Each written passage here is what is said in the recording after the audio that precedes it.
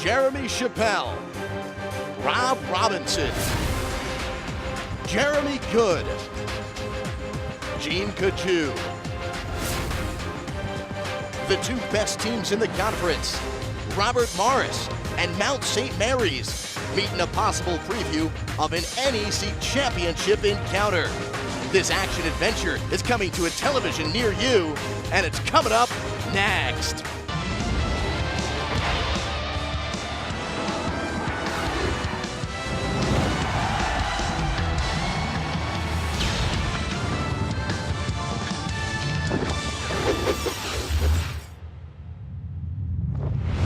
From Moon Township, Pennsylvania, we put the Northeast Conference regular season to bed with a fantastic 1-versus-2 matchup. It's Robert Morris hosting Mount St. Mary's. Hi everybody, with the coach Joe DeSantis, I'm Jared Greenberg. Final day of the NEC regular season, senior night between Robert Morris and Mount St. Mary's. RMU has the top seed locked up in the conference tournament for the second straight year, but Mount St. Mary's, Joe, still playing for that number 2 seed. Jared, these two teams are combined 15-2 in conference play at home with an average winning margin of almost 14 points. I'll be very surprised on March 11th if they don't meet in the conference finals. We have 60 seconds until tip. And coach, as you get ready for the conference tournament, you're also talking about postseason honors, and there's a lot of players featured in today's contest that are going to be on those all-conference postseason teams. We got some good players. We got two good ones here today. From Mount St. Mary's, junior guard Jeremy Good. He can beat you in so many ways. Hit the three, drive to the hoop. He's great at making plays for himself and his teammates. And for Robert Morris, the big man, 6'8" Rob Robinson, gives the Colonials an inside threat on both ends. He can score, he can rebound, and he can block shots. Let's take a look at the Mount St. Mary's starting lineup. We go with Kelly Beidler, Marcus Mitchell, Sam Atupam up front for the Mountaineers. Backcourt, real speedy tandem. Joe mentioned Jeremy Goodwill. His counterpart is Gene Kaju, a sophomore. They're led by Milan Brown in his 6th year. Last April signed a 5-year extension. Brown has got this team playing real well. Starting lineup for the home team, Robert Morris. We go up front first with Jeremy Chappelle, Pateco Francisco, and Jimmy Langhurst from the backcourt. Then up front, the big guys getting a start today will be Effie Iram and Dallas Green. We are underway in Moon Township between Robert Morris and Mount St. Mary's. Robert Morris has the top seed locked up in the conference tournament. They did so by winning on Thursday. Coach, they had lost the 2 previous games before going to St. Francis of Pennsylvania and picking up a big W, and Robert Morris sorely needed that W to lock up the top seed. And you can bet Mike Rice, who's a fiery coach, had some choice words for his team after those 2 losses. He certainly did, losing on a road trip to Wagner and Monmouth. Atupam gets it to go, and we have a whistle from Joe DeMeo. Our opening tip today was brought to you by Esurance. Get a jump on auto insurance at esurance.com. Get a look at Mike Rice in his 2nd season. Last year, the NEC Coach of the Year, led his team to a 26-8 record. And Coach, you have to think Rice is a leading candidate again to be named Coach of the Year this season. He's done a terrific job in 2 years, not only establishing a strong home court advantage, but he's really done well in having his team win on the road, which is not an easy thing to do in any conference, and especially in this conference where there's a lot of parity. Langhurst loses the basketball, but it's last touched by Jeremy Good. So it will be Robert Morris basketball. Robert Morris 20-10, 14-3 in the conference, and an impressive 10-2 record at home. They've only lost once in conference play at home. That was to the team that they'll see in the first round of the NEC tournament, St. Francis of New York. Inside, the ball's taken by Iram, and Effie Iram getting the start on senior night in replace of Mezi Nwigwe, and Iram gets the first points for Robert Morris. And both teams are predominantly man-to-man. You're going to see tough man-to-man, in-your-face type defense, but good possessions offensively to go inside for both teams. Jeremy Good, one of the top guards in the conference, controlling for the Mountaineers, and after made baskets, not their style because they don't get to run. A foul's called as Atupam went up to the hoop. So Iram, real dominant down low early on, getting the dump down from Chappelle. And you see these made baskets don't allow Mountaineers to do what they want to do, and that's get off and run. It's hard to run off a made basket. I think most coaches don't teach their team to do that because they don't want them not playing defense. So on misses, you're going to see good out. As I mentioned earlier, he's a one-man fast break. But that's a good point. Made baskets will keep most teams from running their break.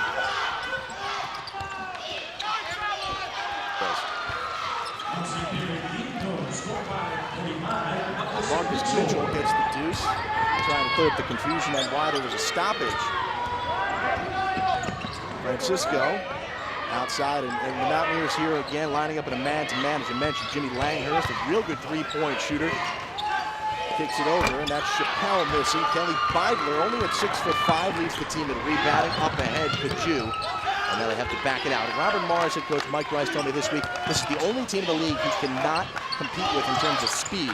And you saw his defense get back right there, Coach. Well, they're very athletic, Mount St. Mary's, and here's the key, they're very experienced. They know each other pretty well.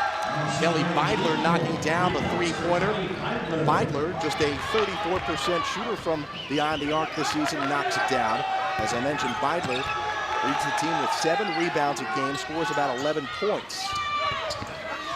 Now Francisco to take. Atupum gets the rebound. Atupum, the older brothers of 2 Atupums on this team. We'll see Sean in a moment. He's one of the first 2 players off the bench.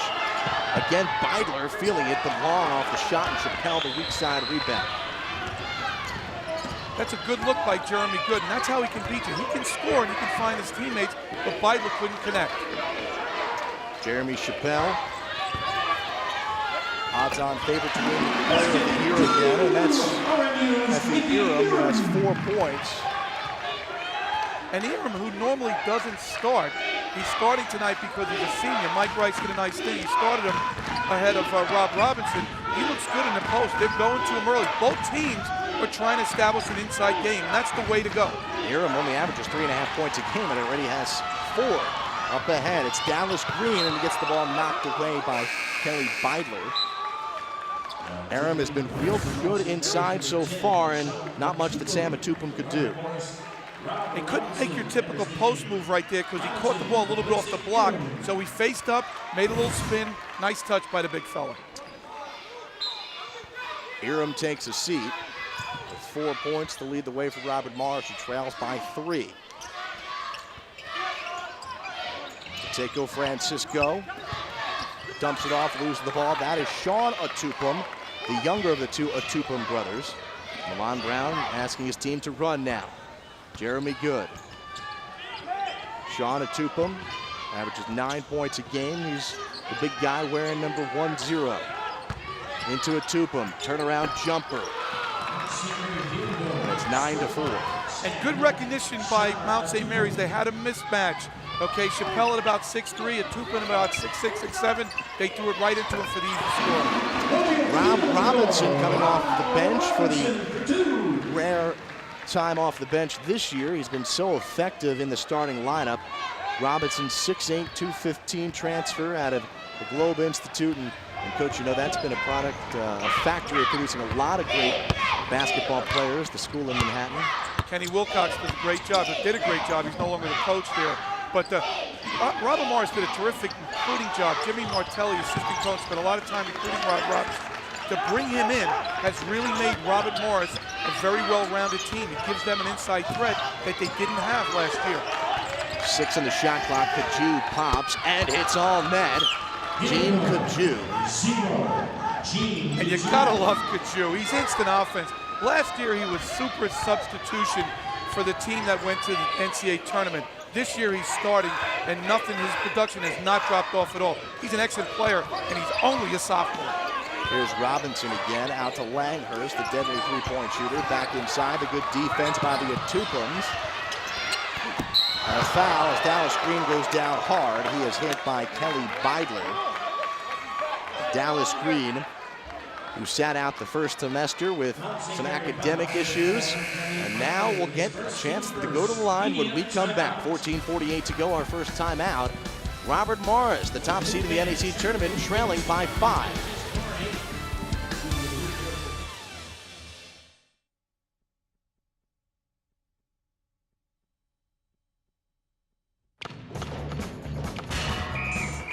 Special agent, they're trying to stop you from saving time and money on auto insurance. Here's the play. Quote by print. Got it, Coach. When there's only seconds on the clock, Esurance gives you a fast break. From all the hassle of buying auto insurance, you don't have to jump through hoops. At Esurance, instant comparison quotes let you screen prices yourself. So you can net yourself some savings. It's a slam dunk. Save time and money on auto insurance. Visit Esurance.com today. At Robert Morris University, we explore our world. We made documentaries in Chile. I'm taking business students to Mexico. We deliver nursing services to families in Nicaragua. We're going to study media management in Germany. At Robert Morris University, we're preparing students for tomorrow's careers. That means gaining a global perspective. Come check out how your world can expand at RMU. NEC Basketball is brought to you by Choice Hotels International, the official hotel partner of the Northeast Conference. Visit choicesportstravel.com. And by Esurance. Get some auto insurance savings at esurance.com. 14:48 to go in the first half. Robert Morris and Mount St. Mary's, the Mountaineers, have a 11-6 lead. Earlier today in the Northeast Conference, a fantastic game with a lot of playoff implications and an even better individual performance. Joey Munweiler, the senior guard for Wagner, hit an NEC single-game record 11 three-pointers en route to 39 points. Wagner won for the fourth straight time, defeating Monmouth by the final score of 91-60. Joey Munweiler, we did a feature on him a couple of weeks ago on NEC TV on how he shoots three-pointers, but today closing out Boylan Gymnasium in Monmouth, an historic day down in the Jersey Shore, and Munweiler makes it even bigger. No, it's not the way you want to close out the gym if you're Monmouth. You know, Jared, I played for my former coach, Fred Barricade at Fairfield. And he was a tough guy. He used to tell us, if someone makes 2 or 3 jumpers on you, the next time he's got to go down. Apparently Monmouth guys couldn't locate Munweiler. 11 threes. Wow. Dallas Green connects from both for Robert Morris, and then Green goes to the bench. He'll be replaced by Whitehead. So now, and we'll discuss this throughout the broadcast, the NEC tournament almost all set, and almost because of depending on this outcome and a game we'll be following between Central Connecticut State and a school that Joe knows something about, Quinnipiac. Marcus Mitchell inside for the Mountaineers. Well, you can see the game plan right now for Mount St. Mary's. They want to pound the ball inside. Both teams, as we talked about, are really playing good D on the perimeter. They're pushing up on the shooters, but Mount is doing a terrific job going inside. Chappelle, the last one to touch it, and it goes to Mount St. Mary's. This is the second time these teams have met up this season. Earlier this year down in Maryland, Robert Morris came away with a victory. So Joe, the Mountaineers, with a win today, can get the number 2 seed, which means that they will have home court advantage for the first 2 rounds of the Northeast Conference Tournament, which starts Thursday. Robert Morris will be home on Thursday to take on St. Francis of New York, who got the 8th seed. That's Jeremy Good. Will Holland, the offensive rebound, and Holland goes up and in, and a timeout is demanded by Mike Rice from the bench. Will Holland crashing the boards after the misfire by Jeremy Good. And Good was forced to take the shot with 6 seconds on the shot clock. That's good defense by Robert Morris. Good defense by Robert Morris. Good took an off-balance shot. But why Mike Rice has called a timeout right now, and he's yelling at his team. He is not happy with the effort on the defensive end.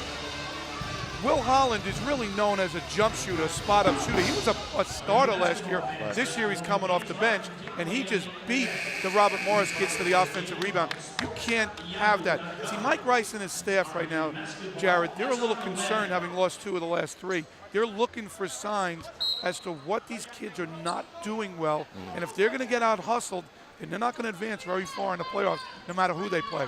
Coming up at halftime, we'll chat with the star of the Colonials, and that is Jeremy Chappelle, the man with the ball right now. And one of the things that we'll talk about with Jeremy is not wanting to lose 3 of 4 heading into the conference tournament, despite the fact that they have everything locked up already. Well, you know, it's one thing to say it, but you got to do it. Now, I really believe that Robert Morris is the best team in the league. They're well-rounded. They have the experience. They have the semifinal loss from last year here at this gym that eating at their cross. So I think they're motivated, but they got to step up. It's one thing to talk about it, but they got to step up and do it. Sean Atupum given the foul. His first.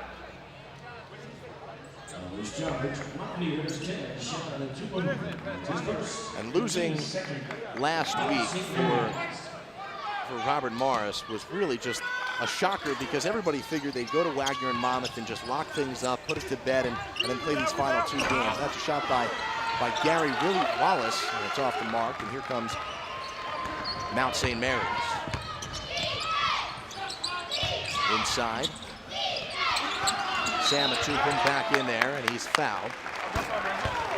So better defense by Robert Morris in the post. Atupum didn't have a shot.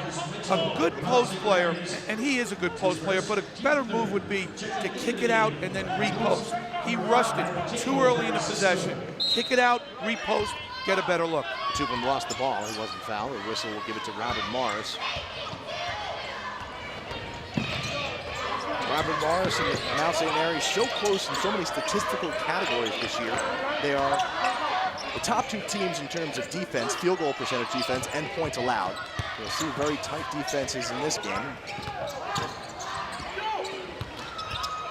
On the floor, inside in traffic. The shot is up and good by Meziwe Nwigwe. Nwigwe in traffic, only 6'4", but getting amongst the trees and doing the dirty work. A lot of traffic inside there, and Nwigwe, who averages 6.5 points per game, will go to the line where he's a 68% free throw shooter.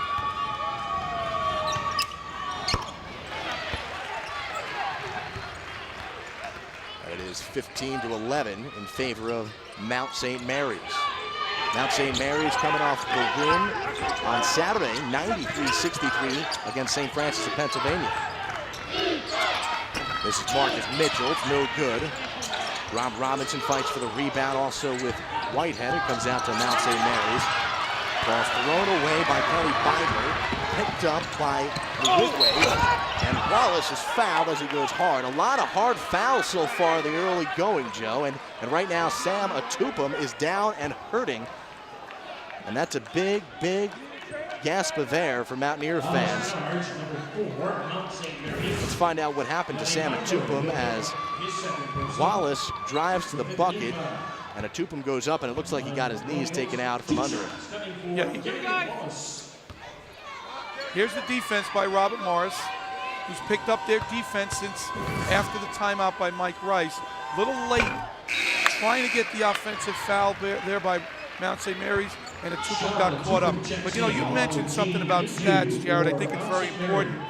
You know, Robert Morris, in 11 categories in the Northeast Conference, they're either 1 or 2. And Mount St. Mary's, on defense, they're number 1 in 5 categories. So these are 2 evenly matched teams that are winning handily in the conference by playing good offense and really good defense. We should note that last foul on Kelly Beidler, starting forward for Mount St. Mary's, and he'll take a seat because he has 2 fouls. Marcus Mitchell battles for the rebound, picks up another offensive board for the Mountaineers. They swing it around the perimeter as Robert Morris drops into his zone. Atupum on the floor, the hook, no good. And Nwigwe comes down with it. He averages 3.5 boards per game. Nwigwe keeps it himself.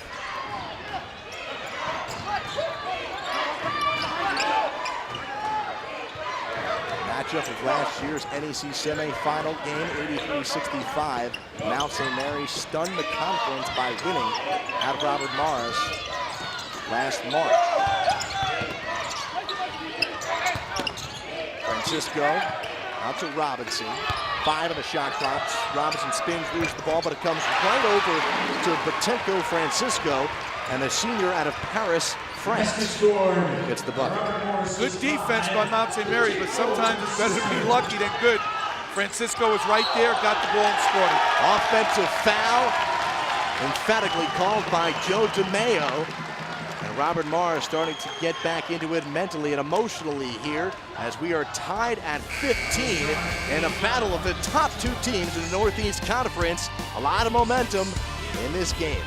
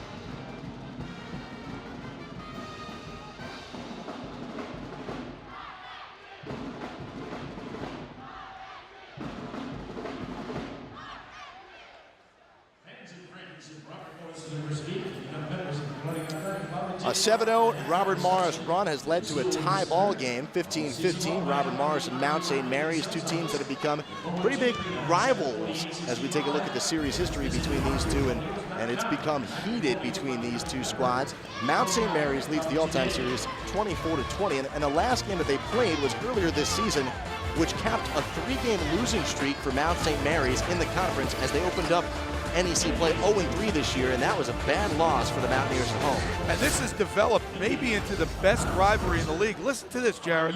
In the last 3 years, previous to this year, the team that has swept the regular season series has lost in the playoffs. How about that? So if you're Robert Morris, do you lay an egg today? What do you mean, fix the game? No, don't say that. No, absolutely not. Robert Morris playing for some good feeling as Coach Rice held some heated practice this week and talked about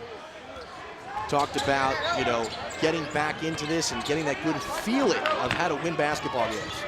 Well, after the last time out, his Robert Morris team has really stepped up, so that's a sign of a good team. They listen from the coach and they go out and they execute.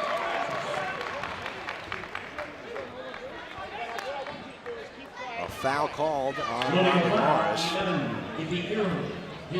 Effie Iram, his second.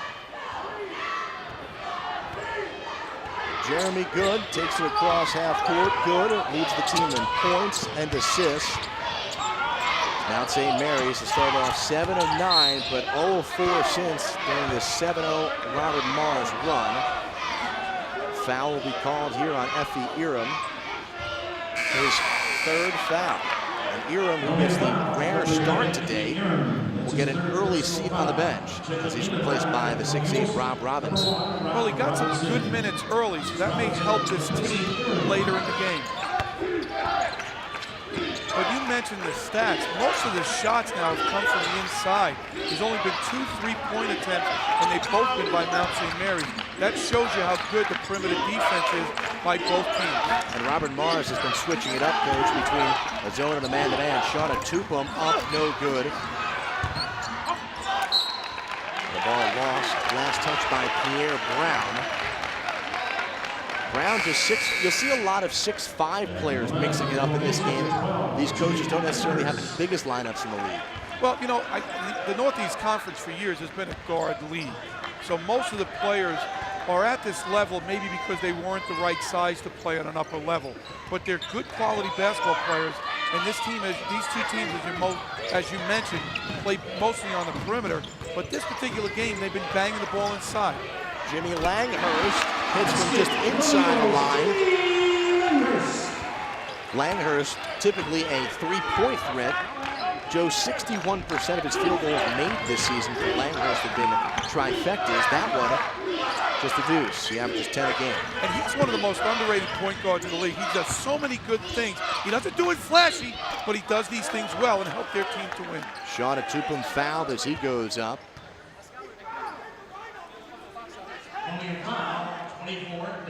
The foul on Green, his first foul. Rice talking about how to play some defense there.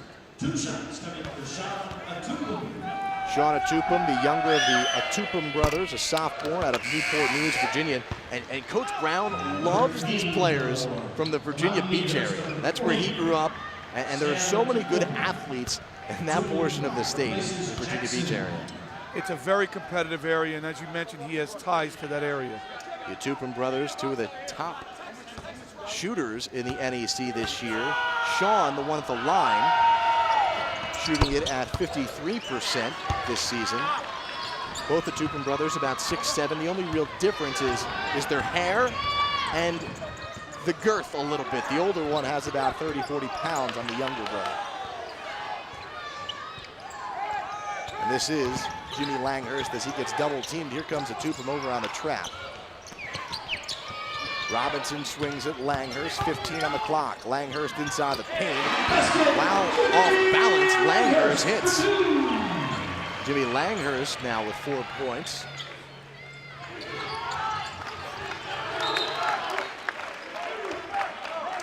So Mount St. Mary's is allowing a little bit of a run here. Here's why Robert Morris is so good. Notice the trap at the beginning of the possession. They threw one pass out, they reversed it across the court, they share the ball so well, and that's why this team has been dominant the last 2 years. They have good chemistry and they trust each other. Coach Milan Brown thought that Mount St. Mary's might get off to a cold start. Well, it's kind of happened in the middle of the half here. Atupum, baseline jumper. The older Atupum grabs the rebound and loses the basketball. Last touched by Robert Morris, and now 0 for their last 8 for Mount St. Mary's. And Milan Brown concerned with a week off. So rare this time of year, Joe. Yeah, well, when you get into the consistency of playing, you know, on a Tuesday and a Friday, every third day, or 2 days a week, 2 games a week, you kind of get stale with so many days off. So he was very concerned that he spoke with us early, and they're a little flat right now. Robert Morris has seemed to pick up the tempo in their favor. A turnover. Chappelle steps back, misfires. 19-17, Robert Morris leads. They trailed by 5 early on. A 3 is hit by Pierre Brown, a 43% three-point shooter. Now some token pressure, and it's leading to a turnover as it's picked up by Jeremy Good. Good feeds Kaju, and Kaju makes it a 5-0 Mount St. Mary's run just like that. And that's why Jeremy Good is a Player of the Year candidate. He can score, he can pass. He got on the floor and no concerns for his body. Made the nice pass to Kaju. Great effort by the little guy, Jeremy Good. Jeremy Good leads the team in points, assists, and steals. What a play by Kaju, getting it out to Pierre Brown, and Brown and company back in front, 21-19.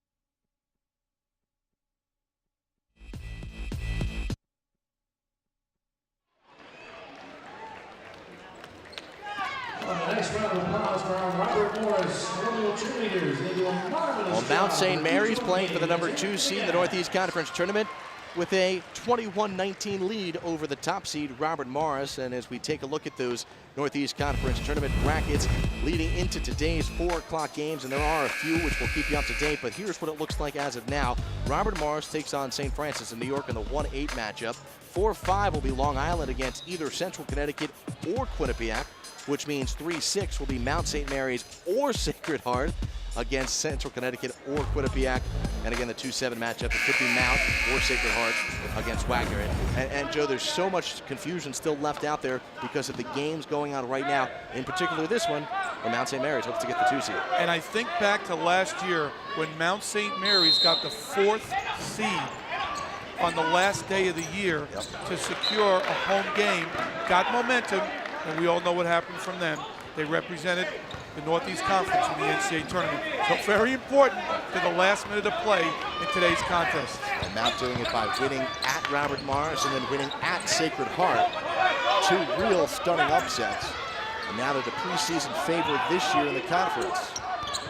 With the coach Joe DeSantis, I'm Jared Greenberg. An offensive foul called. That'll be on Gary Wallace out on the perimeter. His first foul. And what happened was Jeremy Good got really up in the face of Wallace right there, and Wallace did a little push off with his offhand. And another reason why Good is such a great player, he can really defend also. Jared, look at this game. You got your 2 leading candidates right here, Chappelle and Good, for Player of the Year. Absolutely, and this is Pierre Brown. Foul underneath. It's going to be on Pierre Brown. 21-19. You know, Chappelle, though, we haven't heard much from him, as he's 0 for 3 to start the game. Jeremy Chappelle will be joined by him at halftime. Joe, great story about Chappelle. You know, his first year on so many good teams, he won that NEC Rookie of the Year award, and Chappelle now has a real great shot to win Player of the Year. How often do you hear that, a player going from Rookie of the Year 4 years later to Player of the Year? Well, I was coaching in this league when he was a freshman, so I remember. Is that one of the reasons why you're sitting next to me? Absolutely. There's a lot of reasons, but that's certainly one of them. But how about this when you talk about Chappelle? You talk about versatility and what he's done going from Rookie of the Year to possibly Player of the Year. He's the only player in NEC history to score over 1,000 points, grab 500 rebounds, have 250 assists, make 300 threes, and 250 steals. Wow, what more can you do? Robert Morris hasn't missed from the free throw line yet. Newigwe hits 2. They're 7 of 7 from the stripe. Under 7 minutes to play, first half, tied at 21. Top 2 teams in the Northeast Conference. Mount St. Mary's wins. They clinch second place in the Northeast Conference. 8 on the shot clock. Good against Chappelle. That's the matchup we're looking for. Down low, rejected. Tavon Jackson is swatted away. What a great block that was. And here's why Robert Morris is considered one of the better defensive teams. Look how quick he got up. Great block without a foul. Here's another look. Look how quick he went over to help Robinson with the big-time block. 2 on the shot clock. The shot fired. It doesn't hit the rim, so it'll be Robert Morris basketball with 6:35 to go on a tie ball game. And if you're a Robert Morris fan, you got to be excited if Robert Morris is even close at the end of the game, because Mike Rice plays 9 guys, 14 minutes or more, and those 9 guys have started 3 or more games. So he does a good job of getting players minutes early, during, and at the end. And because of that, they have fresh legs, and that's important, especially late in the year. Good pass down low by Newigwe, inside to Whitehead. And Rob Robinson did it on the defensive end, now on the offensive end. Well, we highlighted him before the game. He's another player that's athletic. He might be undersized for a big-time program, but at this level, he can beat people with his athleticism and his skill set. He's really a nice player, and he's only a junior. Talking about the number of guys that get involved in the different starting lineups Mike Rice has had, though, a different story for Mount St. Mary's. They've only had 1 starting lineup all year long. And how about Joe DeMeo calling a 5-second call on Gene Kaju? I think Kaju got a little, unnerved there. He kind of lost focus. He didn't realize, but he held the ball for a good 5 seconds. That's a good call by Joe DeMeo. Well, Kaju is one of 5 players that started every single game for Mount St. Mary's this year. And a lot factors into that. You have to have good fortune with the injuries and the sicknesses that go around. But you also have to have consistent play and a belief in your coaching staff has to believe that, listen, even through hard times, we can stick with the starting lineup if the ball's thrown out of bounds and tipped. as a coach, you want experience on the court and you want consistency. And you got to give a lot of credit. I mentioned earlier to Will Holland. He started last year, but he's accepted his role coming off the bench. Early in the year, he was struggling, but he's picked up his play. Now, you look at this right now. The one concern, as Chappelle gets the steal and goes in uncontested. And on senior night, he knocks out the shot clock above the rim that he dunks on. And a timeout called by Milan Brown. 30-second timeout. And here's Chappelle. Here's why he's a Player of the Year candidate. He anticipates the pass. He uses his quickness, and it's posterization from there. He's just a great overall player. He's going to make some money next year playing this game. Maybe not in the NBA, but certainly overseas. 16th of the nation, averaging 2.5 steals per game. He leads the team in scoring, first in the conference in scoring at nearly 17 a game, but it takes nearly 15 minutes into this contest for him to get his first points. Jeremy Chappelle, a complete basketball player to say the least. Hey Jared, I've said this many times when I was a coach and now that I'm doing these games. You know, Chappelle is as good as he is, and as well-rounded as he is, he's a silent type. He's not a rah-rah guy. He'll creep up on you before you know he's filled the stat sheet. But I will make a point also. When the game's on the line, okay, he'll step up. See, it's not how many points you score or how many steals you make. It's when you make them. Chappelle leads the Northeast Conference among active players in scoring. He came into this season as the only player over 1,000 points for his career, and then these other 4 joined him over 1,000 points. It's been a century mark here for the Northeast Conference. Shot no good. Sean Atupum goes up and he's fouled. Atupum will have a chance for one more. And as we get close to halftime, you're going to see right here, okay, here's the move. Nice spin move, nice bucket on the putback, okay? And I started to address, Mike Rice will have to address his team at halftime on offensive rebound. They're giving up too many offensive rebounds. I believe, according to my stat, that's 6. That's too many. Okay, the defense is good, but you make it easy for your opponent if you don't block out and give up second shots. Robert Morris with a 2-point lead in the basketball. Chappelle, no good. Here's Kaju. This is what Mount wants to do. They want to explore the first 7 seconds of the shot clock. According to Coach Milan Brown. Good, penetrates, flips up a shot, gets crafty and nasty. The little man, he's juking and jiving, double pumping. Great spin move, nice rotation, takes it amongst the trees. Boy, he gets a lot done. You know, and again, there's a reason why, you know, you can say it's not how big you are, but how big your play. His heart is as big as anybody's. Robinson, the turnaround hook. Back to a 2-point lead for the home team. 6 points for Rob Robinson out of Waldorf, Maryland. What an impact Robinson has meant to this team. You know, we talked about it a little bit earlier, but coming out of junior college and replacing the likes, not replacing, but having to fill the shoes of a Tony Lee and an A.J. Jackson, 2 1,000-point scores that graduated. Well, give the staff a lot of credit for recognizing what their need was. Give Coach Mike Rice a lot of credit for making sure he fits into the system. But when you have a quality big guy like that, you got to take advantage of Robert Morris is. So Atupum gets fouled, and he'll shoot when we come back. 3:51 to go. Final NEC regular season game of the year, 27-25. Robert Morris leads.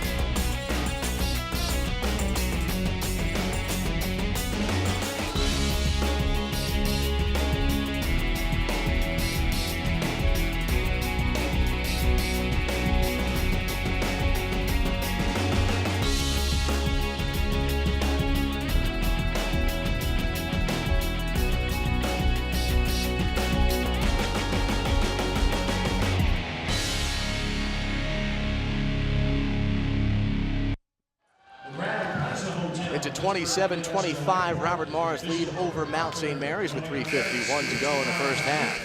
Fans, for information on how you can save 15% on your next stay at any Choice Hotel property nationwide, simply visit the NEC's website at northeastconference.org and click on the Corporate Partners link to learn more. So the two stars of this game, Jeremy Chappelle and Jeremy Good, held to just 2 points apiece. But we've still had a good contest here. Robert Morris up by 2.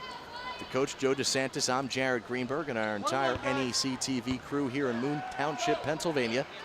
Robert Morris has already locked up the top seed in the conference tournament for the second straight year. Mount St. Mary's trying to get the number 2 seed. Robert Morris has been fantastic from the free throw line so far. Sam Atupa misses his attempt, so now the Mountaineers 2 of 4. Mike Rice has removed his sports coat and thrown it down the other end of the bench. Despite his team having the ball here, he's not happy. Well, he gave up another offensive rebound by a smaller guy, but Mike's a fiery guy. He'll get his kids going. Off and running, Jeremy Good now with 4 points.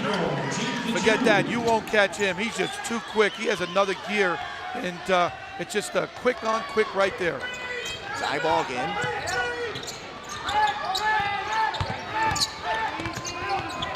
A lot of pressure out of the perimeter put on by Mount St. Mary's, and now Will Holland will be charged with a foul.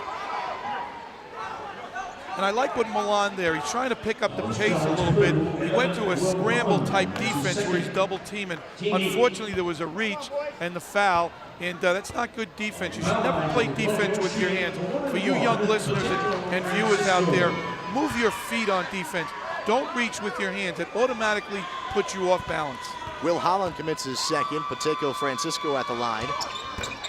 Francisco tied his career high against Mount St. Mary's last February, scoring 16 points. Pateco, a 6'1" senior, transferred from Fort Scott Junior College. He started in all but 2 games this year for Robert Morris, and Pateco Francisco has been one of those unsung heroes for the first place Colonials. They just have great chemistry. They have a lot of players doing the little things. Aside from the great players, they have Robinson and so on, Chappelle, they have a lot of players that do a lot of the little things. Atupam has it knocked out of bounds by Whitehead. A couple of changes now. Langhurst and New Wigway back in the game for Mike Rice. And Joe, does it surprise you that the chemistry is as good as it has been with a new coach, a new coaching staff, and some of the greatest players to ever put on a Robert Morris uniform graduating over the last couple of years? Well, it shows you this good leadership on the team. That, you know, it's up to leaders not only to perform well on the court, but off the court. Will Holland an offensive foul. That'll be his 3rd. So now Beidler with 2 and Brown with 3. And some foul trouble now by Mount St. Mary's.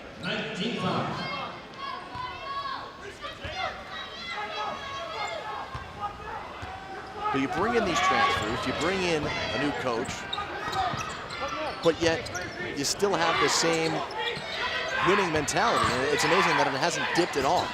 Inside, great feed, and it's finished up by Dallas Green. And even after a make, you see how quickly Mount St. Mary's gets into the forecourt. 2:20 to go. Crowd starting to get into it here at the Sewell Center. Jeremy Good. The step back, good air ball with 12 on the shot clock. Joe, did he force it? He absolutely did force it, but that's because Robert Morris' defense would not let Mount St. Mary's get into their set. So Robert Morris and Mike Rice have done a terrific job. They're picking up their defensive intensity, and that's why Mount St. Mary's wants to run the ball. They're trying to get easy baskets, but right now they're struggling on the half-court sets. Mount St. Mary's playing with a week off. And the ball gets stuck. Joe, you're going to have to jump up and get it for us. I was about to say, hey, Phil, the ref should jump up there and get it, not me. Jeremy Chappelle does the deed. And jump ball will be kept right here, and a new shot clock as well. Joe, this is the 3rd time this season that Mount St. Mary's is playing with 7 days off between games. Now, the other 2 times have obviously been between non-conference games, and Mount St. Mary's lost those 2 games. So Stats are what they are, and you don't have to focus on them. Good fires and hits a deep three-pointer.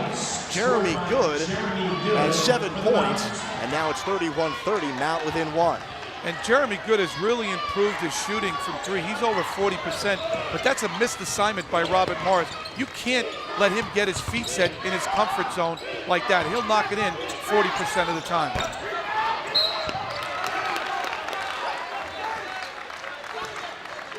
Checking the out-of-town scoreboard from the Northeast Conference, Quinnipiac in a big game leading Central Connecticut by 2 at the brink, 33-31.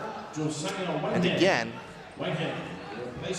depending on which game ends first, that one in New Britain, but that one in Hamden, looks like it may be on its way to ending prior to ours here in Moon Township, and we may know either way who gets the number 2 seed and who gets the number 5 and 6 seed.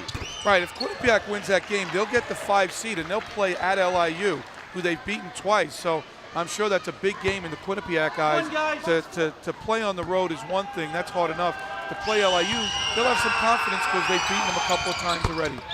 Tavon Jackson getting a rare opportunity at the free throw line. He came into this game 1 of 3 from the charity stripe. Jackson puts the Mount up by 1. Jimmy Langhurst has been quiet, gives it over to Chappelle. Kaju, a very good defensive player, guarding Chappelle. 15 on the shot clock. Wigway. This is Chappelle, kicks it out, Langhurst can't handle it. And with 1:02 to go in the half, a turnover for Robert Morris. It was not a bad possession. The ball moved, they were patient. Chappelle drove the baseline and looked for the weak side kick out on the baseline. The pass was a little errant. But here you go right now. Momentum going into halftime is huge. As Mount St. Mary's, you want a good possession offensively. Run the clock, realize that you'll get a better shot later in the possession than earlier, and then Robert Morris has got to block out so they'll have a chance to score. Good at the free throw line, blocked by Chappelle. Chappelle the other way. Langhurst up with the right hand. He's rejected by Jackson. Out of bounds. It will be Robert Morris basketball. A 1-second differential between the shot clock and game clock. How about some defense on both sides of the floor? First at Chappelle. And here's the reason why these two teams are 2 of the best, if not the best defensive teams. Block shots galore. Great contesting on shots at a key part of the game right before halftime. Is Mount comfortable slowing things down? Is that the issue? Because they've got it drilled into them over the last year when they've switched styles to be a team that speeds it up. Are they good in those late game situations? I think both of these teams are good in any situation. That's why they've been 2 of the best teams, along with Sacred Heart, by the way. Those 3 teams have been the dominant teams the last 2 or 3 years. But I think both of these teams play comfortably at either pace, but Mount St. Mary's will definitely want to run. Joe DeMeo, our lead official today, you see him kneeling to your right. He is looking at the shot clock, talking with our TV truck, trying to see if any time came off. So now a fresh shot clock starts there, and now what should it be after the block shot? And Joe DeMeo, it looks like, we'll see what it should be here. They never resetted the shot clock when Chappelle made the block. Chappelle got the block at 16 seconds. The ball went out of bounds at 9 seconds. So 35, do the math here, Joe. You're the 7 seconds, so there should be 28 seconds on the clock. If I'm right, you got to buy me a pizza, that's all. All right. Or you got to thank my math teacher, I don't know. Joe, you're from the Bronx. I'm not buying you pizza in Western Pennsylvania. Good call, good call. Actually, I coached at Pitt and Duquesne, so I lived out here for 6 years. It's a great place to live. I love the Pittsburgh area. There's some good eateries, and if you look close enough, you'll find a good slice somewhere. And if you look close enough, you'll find a Steeler fan or 2. Oh, there's a lot of Stellar fans around here, boy. Joe, they have not. Everywhere I look, there's something about the Steelers here. Over the last 24 hours that I've been in town. It is unbelievable how this city is just beaming of pride as they get one for the other thumb. Well, they just won the Super Bowl. This is not live here. We're running this in real time back for the referees to take a look, and we'll see where Chappelle gets the block. Remember, the shot clock on the right-hand corner as Good dribbled it out. And remember, this is not live. This is watching the other play. Chappelle gets the block at 15, takes it the other way, and then Langhurst gets rejected by Tavon Jackson at about 9 seconds on the shot clock. So, Joe, we're figuring there should be between somewhere in 6 and 7 seconds taken off the 35-second shot clock for the baseline out of bounds. 29 or 28, so that's the deal. Let's see if the refs get it right. And Joe DeMeo has said that, Joe, you are right. 29 seconds on the shot clock. As Joe comes over and gives us the signal, we appreciate it. Joe has worked a lot of big-time basketball in the Big East and the ACC and many other conferences up and down the East Coast and throughout America. So now a 7-second difference between the game and shot clock. Robert Morris down by 1 with the basketball here late in the first half. It's been a back and forth affair for the first 19+ minutes. Shot clock at 7 for Langhurst. Over to Chappelle at 5. Chappelle spinning on Kadu, spinning and missing. And the rebound comes off of a Robert Morris player. And it will be Mount St. Mary's basketball. They're having trouble rebounding basketball. Yeah, but I got a real good play right here, right now, with 6 seconds to go. Give the ball to Good, get out of the way, and let him make a play for himself or his teammate. And if you notice, Milan Brown, terrific job. He's put in 2 shooters on the wing, Kelly Beidler and Will Holland. Let's see if it works out for the Mountaineers. And some good fortune for Milan Brown's team that Jeremy Chappelle just 1 of 7 here in the first half. 6 seconds to go. This is Pierre Brown, 3 seconds. Brown to the cup, off the window, and gets it to go as time expires. It wasn't Jeremy Good, it was Pierre Brown. How about that being drawn up by Milan Brown? No relation. Well, that was plan B. They couldn't get the ball to Jeremy Good. Here's the move. He splits the defenders. Dallas Green didn't get there in time, and there's the layup. Great move. But that happened because they double-teamed Jeremy Good on the inbounds play. He couldn't get the ball. So Mount St. Mary's up by 3 at the break, and we're joined by the head coach, Milan Brown. Coach, exactly how you drew it up there, right? Yeah, it ended up working out. We thought we tried to clear it out for Jeremy, but once they stepped the other guy up to double Jeremy, we told our other wing just to flash up the half court, and if we could get it to him, then go ahead and play. And Pierre made a good play to end the half off. Hey, Milan, Joe DeSantis. What's up, Joe? Hey, what are you going to address? What's going to be the #1 thing that you're going to address at halftime? Well, the biggest thing is we're going to make sure we complete our possessions on the defensive side. We've had a lot of stops, but the offensive rebounds, and even when we've made them turn the ball over, we've turned it over right back and they've converted on points. And then the other thing is we have to try to defend without fouling because they're getting some points from the free throw line. So if we can finish out the stops and rebound the basketball, I think that would probably eliminate maybe 4 to 6 points that they got on us. All right, Coach. Enjoyed your time. Thanks for speaking with us, and good luck in the second half as Milan Brown and Mount St. Mary's has a 3-point lead here at halftime. It's been a back-and-forth affair in the final day of the regular season in the Northeast Conference. Top 2 teams going at it fiercely here in Moon Township. But at the break, it's Mount St. Mary's on the road up 34-31. We're coming up with more halftime action.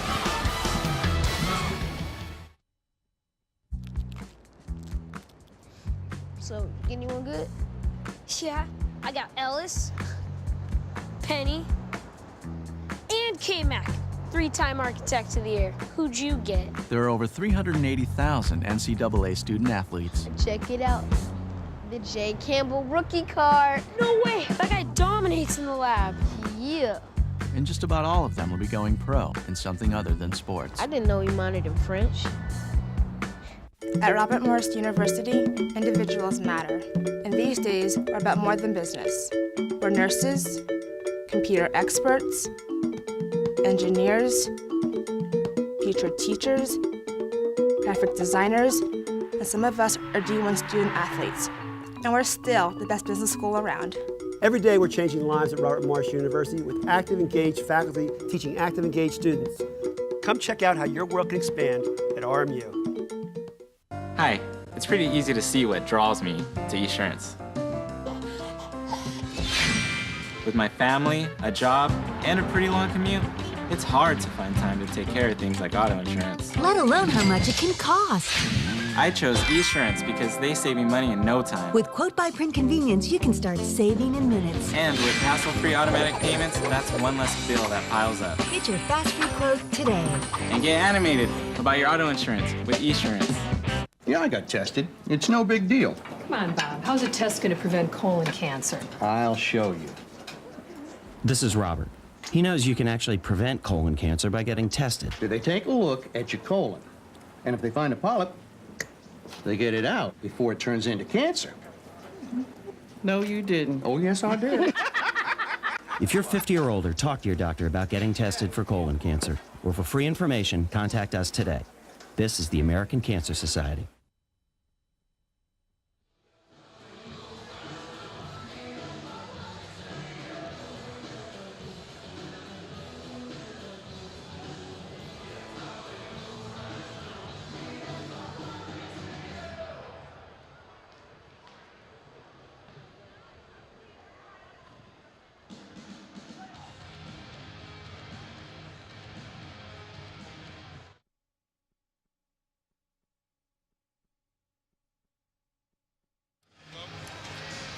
We're at halftime at Robert Morris, where the Colonials trail the Mount St. Mary's Mountaineers 34-31. Prior to today's game, we had an opportunity to sit down with one of the stars of the NEC, Jeremy Chappelle. And with Jeremy Chappelle, the leader of the RMU Colonials and obviously the two-time now regular season champions of the Northeast Conference. Jeremy, I know that's got to be a good feeling for you to know that you've won the regular season title again. It was a really big feeling, you know. I can't remember the last time it's been done here, so it's a really big feeling for us, and we're happy that we did it. And you know, we fell short last year, and we hope that this year it doesn't happen again. With the new rules in the NIT, Robert Morris is guaranteed at least a spot in the NIT, as you did last year, losing to Syracuse. But you don't want to be back in the NIT this year. No, that's not our goal. Our goal is to get to the NCAA tournament. You know, it's been our goal since day one, and we fell short last year, like I said earlier. And so I'm hoping that this year we know we had that sick feeling in our stomach, and we know what to do not to make the same mistakes as last year. Having lost 2 of 3 coming into this game, you don't want to lose 3 of 4 heading into the tournament. So what has to happen with this team to right the ship and get that momentum towards winning the NEC tournament title? We have to bring the same energy that we did at the beginning of the year. We haven't been doing that. I think that we've been pressuring ourselves to win that one game that we had to win to get the championship. So I think that now we've done it. I think that everybody's took a little pressure off themselves, and I think that everybody will come back and play the way we used to play. Jeremy is one of the leading candidates for NEC Player of the Year this year, and 4 years ago when you began your career, you were the Rookie of the Year in this conference. Can you believe now you're playing your final regular season home game in this building? Yeah, it's different. I never realized it would come this fast, and it flew by so quick. And it's gonna be weird for me tonight. My family's here, my friends are here. It's gonna be a good feeling tonight. What about all the other seniors on this team that you guys have built such a winning tradition here, and now having an opportunity to go out on such a high note? I think that we are all happy that we brought a winning tradition to Robert Morris, and so I think that we're satisfied that we changed the atmosphere at Robert Morris University. A lot of people questioned whether this team could be as successful this year after losing 2 1,000-point scorers in A.J. Jackson and then last year's Player of the Year in Tony Lee. What have you learned from them? What have you spoken to them about in terms of now your leadership role? I talk to them all the time, and they tell me, to be a leader, it's not that you have to make the winning basket. It's not that you have to make that winning play. It's just that you have to keep your team motivated. You have to make sure that everybody's on the same page. And so I just try to keep that same momentum going with the team and tell them to stay on the same page. And we've been on the same page. We got 10, 11 guys that have one goal, and that's to win. All right, Jeremy, well, we appreciate your time, and we thank you. And Jeremy and the Robert Morris Colonials have 20 more minutes of basketball against Mount St. Mary's. We'll come right back. You're watching Northeast Conference basketball.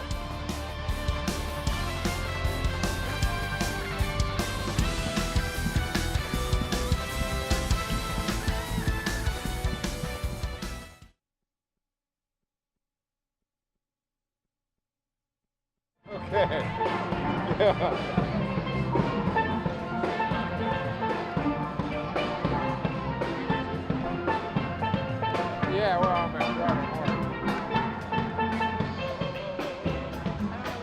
Morris.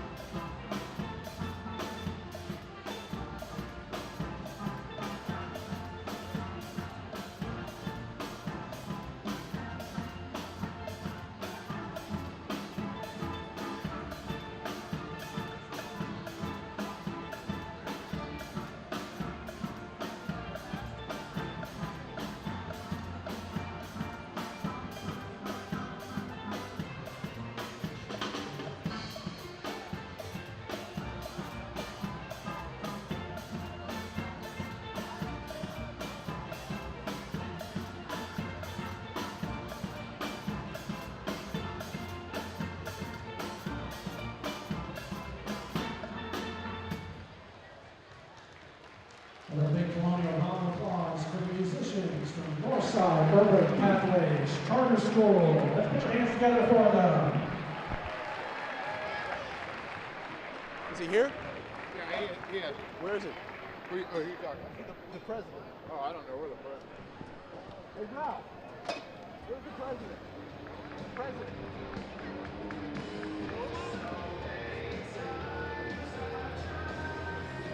I didn't know what you meant there.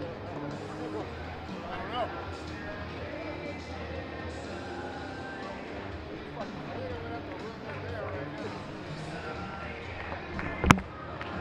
The president? Forget about it. Is that it?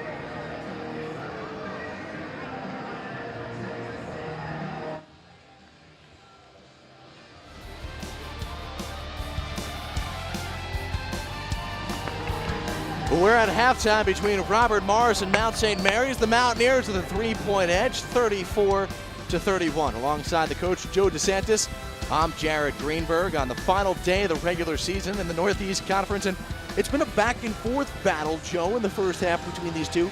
The Stars, Good and Good and Chappelle really have been limited, but the teams have been shooting the ball pretty efficiently, nearly 50% for both. Well, both teams have gotten big-time contributions off the bench. Okay, Mount St. Mary's has 14 bench points, and Robert Morris has 13. The thing that shocks me, as you see there on the graphic, is the number of three-point shots taken. These teams average 15 to 18 three-point shots a game, and there's only been 5 attempted. The defense has been good.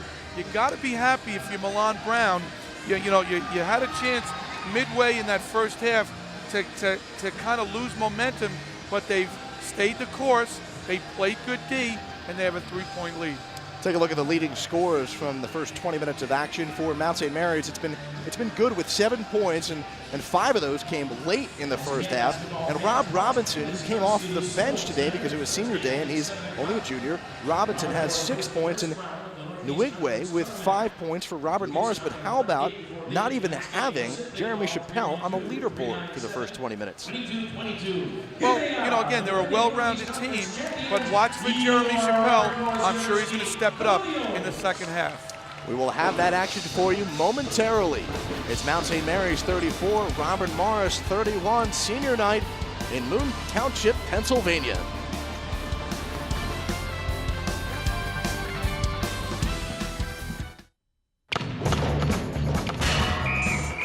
Special agent, they're trying to stop you from saving time and money on auto insurance. Here's the play. Quote by print. Got it, Coach. When there's only seconds on the clock, Esurance gives you a fast break. From all the hassle of buying auto insurance, you don't have to jump through hoops. At Esurance, instant comparison quotes let you screen prices yourself. So you can net yourself some savings. It's a slam dunk. Save time and money on auto insurance. Visit Esurance.com today. At Robert Morris University, individuals matter. And these days, we're about more than business. We're chemists, designers and artists, nurses, future teachers, engineers. Some of us do the evening news, and we're still the best business school around. Every day we're changing lives at Robert Morris University with active, engaged faculty teaching active, engaged students. Come check out how your world can expand at RMU. So, EJ, we've designed you a signature shoe worthy of a 3-time All-American with mad smarts and 6 leadership skills. Ta-da! There are over 380,000 NCAA student athletes. Yeah, you got your GPA embossed, right? There. I love it. And just about all of them will be going pro in something other than sports. Can I get it in a loafer for casual Fridays? Yes. Yes. Oh, those boys are much too much. Those boys are much too much. We got the spirit. We're hot. We can't be stopped. We got the spirit. We're hot. We can't be stopped. We're going to beat them and bust them. Beat them. The smallest moments can have the biggest impact on a child's life. Let's get a little bit rowdy. R-O-W-D-Y. Take time to be a One dad more today. time. Oh, those boys are much too much. Those boys. This is the Northeast Conference.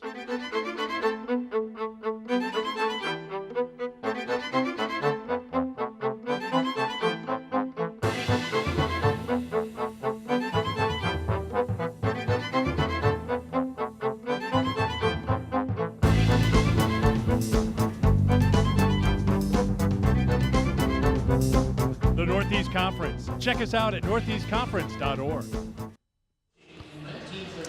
Mount St. Mary's with a 3-point lead at halftime over Robert Morris. With Joe DeSantis, I'm Jared Greenberg. Let's take a look back at some of the first half highlights from the first 20 minutes of action here in Moon Township, Pennsylvania. And in that first half, Robert Morris went inside to Rob Robinson. Nice jump hook there. He came off the bench because of senior night, but both teams played a lot inside the paint, and there's Robinson with 2 quick baskets. And then Jeremy Good takes over, a candidate for Player of the Year of the conference. He shows explosiveness, and he can do it on all sides of the court. He's quick, he's aggressive, and he's athletic. He's probably the best point guard in the league, and he's only a junior. He's got 7 points and 2 assists, and just 1 turnover through the first 20 minutes of basketball. It's 34-31. Mount St. Mary's with a 3-point lead over Robert Morris. Remember, the next 20 minutes of basketball mean a lot for the Mount, because if that team can win, then they will guarantee themselves a number 2 seed in the conference tournament, which starts this week, and that results in 2 home games until they have to, if they have to, come back here to Moon Township to play top-seeded Robert Morris in the finals. Jared, this league has had a history of parity and a history of surprises, but let's face it, there's no place like home. You want to do whatever you can to get as many home games in the playoffs as you can. So this second half is huge for Mount St. Mary's. All right, so we'll see Jeremy Good come out leading all scorers with 7 points, and Jeremy Good trying to lock up the number 2 seed. Robert Morris with the basketball, down by 3 to start things off here at the Sewell Center. Nice crowd on hand, mix of community and students cheering on the 3 seniors in their final game in the regular season. Chappelle inside to Green, and he just flicks it up. It goes off the backboard, last touched by Bateco Francisco. And it will be Mount St. Mary's basketball. A side ball screen, okay, created a little opening for Robert Morris, but Marcus Mitchell did a terrific job from the weak side. See, good defense is not just on the ball. It's making sure that the defenders off the ball see the play and help when necessary, and that's exactly what Marcus Mitchell did. Marcus Mitchell was called the cornerstone and what it means to be a Mountaineer by Milan Brown this week. Brown said Mitchell has meant so much to this program. Good, a creative move using the left hand, scooping to the hoop. He has 9. And he split the defenders because he got real low. So low where the Robert Morris hands couldn't even reach, and he made the nice dipsy-do move. No look pass from Robinson, not handled by Green, but last touched by Kaju. And how about the niftiness of Jeremy Good? And all you little players out there, watch this kid. Scoop-a-doop, lay it in. Great play by Jeremy Good. Scoop-a-doop, is that a technical term? I don't know what that is. That's I couldn't even say it's a Bronx term. It's something that just came to my head. Cut me a break, Jared. Milan Brown earlier this year told me that Jeremy Good is not really a point guard. He's trying to develop into a point guard. He just happens to be a great basketball player that's 5'9", so he has to play the position, and Brown thinks he could become a real good one next year, his senior year. You know what? So many players get labeled as a position because of their size or their appearance or their weight, but the bottom line is you're a good basketball player, which he is, you're going to be on the court. Mount running here, keeping Robert Morris off the scoreboard. Shot is no good, but Francisco gets his own rebound and he's fouled. Pateco Francisco on senior night will have an opportunity for one more. And what happened here is that the shot went up and the two Mount St. Mary's guards leaked out. Here's the shot. It's an open three. Look at Kaju and good. They start to run down the court and they didn't stay with their man. And that's a product of this 7-second or 8-second offense that many people are familiar with in the NBA with Mike D'Antoni, and not exactly the same here at Mount, but that's a product of that, right? Well, what you have to preach to your team, there are so many long shots these days because of the three-point line that long shots lead to long rebounds. Guard's got to box out. Robert Morris has not missed from the free throw line today. Kaju, long three, no good. And Chappelle rips it out. And you're seeing the emotion of this rivalry game here, despite not meaning necessarily anything for Robert Morris. Langhurst, trifecta. Robert Morris up by 1, 37-36. And that offensive rebound and putback, the three-point play, has given Robert Morris a life. That could be a key play in the game, even though there's 18 minutes to go. Everybody looks at the end of the game, but there are plays during the game that are just as important. That was the first three of the game by the most efficient three-point shooting team in the NEC. Now chance of defense. Good on the bounce. Marcus Mitchell, what a feed from Good. Mitchell finishes it. And Jeremy Good is a go-to player. When in doubt, get him the ball. Give him a high ball screen, a big little screen, a big guy screen, a little guy so you can't switch it. He'll make a play for himself or in that case his teammate. Great basketball. 17-10 to go, second half. Mount up by 3 at the break, up by 1 now. Remember, we're keeping our eye on Hamden, Connecticut. Rob Robinson, no good, but he's fouled by Mitchell. And both teams are really playing hard, like it's a playoff game. Watch this here. Look at this hustle. Right there, look at that kick. Whack! You can't leave Langhurst open. He can nail him, but it was triggered by the aggressiveness of Robert Morris. Marcus Mitchell just had the whistle blown on him for the 3rd time today, so a line change by Milan Brown, and Will Holland and company will come in. Sean Achimpo as well. Also, Tavon Jackson is in the game. Holland and Mitchell each with 3. Holland will play, though, with those 3 fouls. He wears 11 in the blue jerseys. And with Tavon Jackson in there, you got to be happy if you're Milan Brown. He's gotten 2 nice little lifts from Pierre Brown and Tavon Jackson, who don't normally play in quality game time. So Milan's going a little deeper into his bench against this deep Robert Morris team. But also, as much as you want to win this game, you have to make sure you save your legs for an upcoming tournament. A Tupum, short off the rim, and gets poked out to Good. Yeah, but I think the matter at hand is to win tonight and get an extra home game. Second offensive rebound. Good fires again. It's no good. And finally, a defensive rebound. Yeah, that's not a good shot by Good. He should have worked the possession a little more. Uruguay straight down the throat of the defense. Now, it's only a 2-point game, and that's right. I was just going to say, Milan needed to call a timeout, and he did, because the momentum, the crowd, this is developing into a big-time playoff game, so very important to squelch that momentum as soon as you can. 6 points for Uruguay, 9-2 Robert Morris run, and off the air ball, the Colonials off and running. You want to try and get easy shots because they're hard to come by in this defensive game. Here he is on the penetration, going to the left hand, great offensive move by Uruguay. Uruguay is one of these players that he was such a star at High Point High School that he always shot the ball and was used to that, being the guy to always take the shots. And he's had to learn in Mike Rice's system that he's not always going to be the player to take every shot, but that one, He just went 94 feet coast to coast. Well, he used his athletic ability and his instincts right there. He played the role of a scorer. But, you know, it's very hard to make that jump from a high school senior, big man on campus sort of thing, and then go to a college atmosphere where everybody you're playing against is an all-star. So it's not going to happen right away. The great ones, yes, but the other players take some time. They have to develop how to play with other people. Both of these teams do a terrific job of playing good, solid basketball, knowing each other's strengths and weaknesses. Let's check in at Hamden, Connecticut. The Bobcats up 44-36 in the second half on top of Central Connecticut. Those two teams, Quinnipiac and Central Connecticut, still battling for their playoff positioning. The winner will be the number 5 seed, the loser the number 6 seed. And if Quinnipiac wins, that means that Mount St. Mary's automatically gets that number 2 seed. Right, so we're coming down the stretch here, and Quinnipiac's doing a good job in their home court. Tom Moore has done a good job. He's had some injuries this year.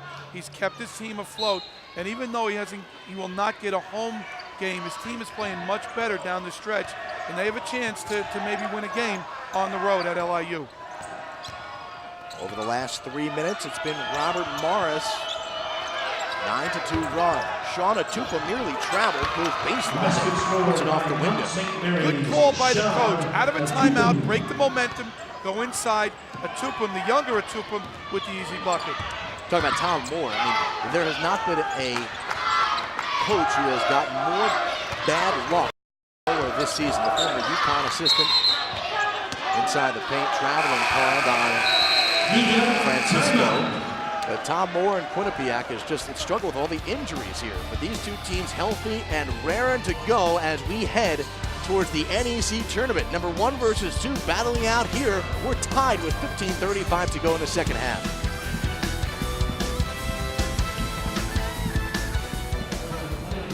Gift certificate from Knicks. Contestants, if you're ready, get set, go. Come on, Nathan Brandon, you gotta beat Como. He's quick, let's go.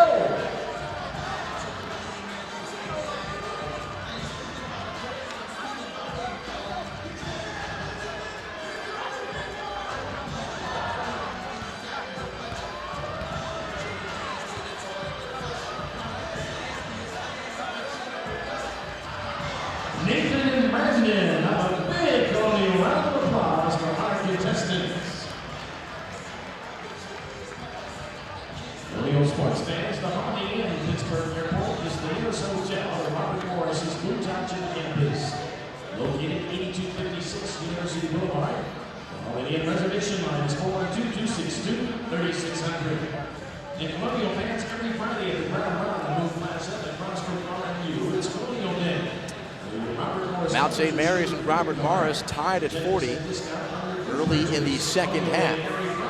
Here's a look at today's Hershey's Fan of the Game. Visit HersheyPA.com to plan your sweet getaway to Hershey, the sweetest place on earth. Alongside the coach, Joe DeSantis, I'm Jared Greenberg in Moon Township, Pennsylvania at the Sewell Center. It's Robert Morris. They've already locked up their second consecutive regular season Northeast Conference title, battling their rival Mount St. Mary's. The Mountaineers trying to become the number 2 seed in the conference tournament. They could do that either with a win here or Quinnipiac defeating Central Connecticut out in Hamden, Connecticut. This is Northeast Conference basketball at its best. Coming down to the last day, the last half of basketball, the last minutes. 4 teams fighting for position, leads for good, solid fun, and that's what March Madness is all about. 15:23 to go, second half. And Robert Morris switches to a zone right here, mainly playing man-to-man, little zone to confuse their opponent. Will Holland busts the zone with a baseline jumper. And that's how you beat a zone. Get it to the good shooter who's in the gap of the zone, make the open shot. Well, I think Robert Morris, by looking at the stat sheet, would say, hey, let Will Holland shoot it. He's only a 35% shooter from the field. Chappelle, much better shooter, but he's way off the mark. Rob Robinson, the offensive putback, and a chance for one more for Robinson. Chappelle throws up the air ball, which he very rarely does, and there's Robinson for the cleanup. Here it is, Little long in the release. Robinson using his body. Basket plus the foul. Just the 4th offensive rebound from Robert Morris today. Mount St. Mary's has 12 offensive rebounds already. And we talked about that in the first half. I'm sure Mike Rice addressed that at halftime, but Robinson made that play because he has a good nose for the ball. He has 10 points, does Robinson. Robinson, this past Thursday, 9 points against the Red Flash, but he also had a team high, 5 assists for number 1. A basketball player, just like Milan Brown talked about with Jeremy Good. He's not limited to just one thing on the court. He can make himself and his teammates better. Robinson nearly comes up with a steal, but instead commits the foul. And you don't want to commit a foul way out on the perimeter on Marcus Mitchell, who's 6'7", 245. And that's a great point. He's out of his comfort zone. There's no reason. There's reason to crowd him and pressure him and contest his pass, but there's no reason to reach haphazardly and draw on a foul. Nothing's going to happen on that play. Well, fresh shot clock for the Mountaineers, who trail by 1. That was the 2nd foul on Rob Robinson. Will Holland just hit a long jumper. And again, that zone defense for the 2nd consecutive possession. That's a 3, and it's drilled home by Gene Kaju. I'm getting flashbacks from last year when Kaju really took apart Robert Morris on this court in the semifinals. He's another one of those young players that can take over the game. He had 13 points in that contest, which eliminated Robert Morris from the postseason. Wigway no good. Oh, that was part of me. Hiram no good. As Whitehead follows up, and how about 2 possessions, 2 offensive rebounds, resulting in 5 points now for Robert Morris. Well, it's getting down to crunch time with about 13 minutes to go, so both teams are picking up their play, going to the glass strong on both ends. This is the 12th tie of this game already. We've had 9 lead changes. 10 on the shot clock. Good mismatch against Whitehead. Goes into traffic, and the ball gets kicked. And here's what dribble penetration can do. Here he is on the drive. Hiram draws the defense. Robert Morris gets the putback, solely because when you beat your man off the dribble, you're attracting the weak side help. That'll leave your teammate open to clean up on the weak side for the offensive rebound. So that's what dribble penetration does. Robert Morris women's basketball fans would like that. It's like a Sal Buscalia team as the runner goes for Shauna Tupum. Talking about the Robert Morris women's team, they have been so good over the years on weak side rebound. I wonder if Coach Buscalia has taught something here to Mike Rice at halftime. Well, you know, the game is changing so much where they're using a lot of dribble penetration. Teams are playing more off the dribble than they are off the pass. Shauna Tupum just going old school here. Check out the falling away from the bucket. Great touch with the left hand. He was at a bad angle, off balance, was able to finger roll it a la George Ice Gervin for the bucket. There's a steal by Kelly Beidler. Beidler into the forecourt, gives it to a Tupum. Now the question about a Tupum being when you coach, if he misses that shot, is that still a great shot? Oh, it's one of those. No. Yes, thank God. Great shot. Beidler, who got the steal to start the possession, gets into the lane and goes in for 2. And it's now a 4-point advantage for the road team. And Beidler has really stepped up his game. Last year, he was a bench player, or a player that came off the bench. He played minutes.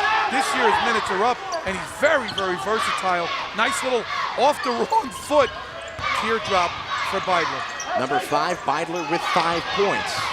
A junior out of Virginia Beach. A 3 off the front iron, off the window, no good for Chappelle. Knocked out of bounds. It'll stay this way with a fresh shot clock. You know, it's senior night, and sometimes it becomes an emotional night. I'm not trying to make excuses for Chappelle, but different players react differently. He's 1 for 9 right now. He's struggling, but I still would watch him. I would watch him every step of the way when he's on the bench, when he's reporting in, and when he's coming in, because big-time players make big-time plays. Chappelle playing in his 120th career game tonight. That is a new Robert Morris career record. He also has a record for starts with 116. Nice fake. Francisco. Talk about players on senior night. Wow, this is really turning into an entertaining game.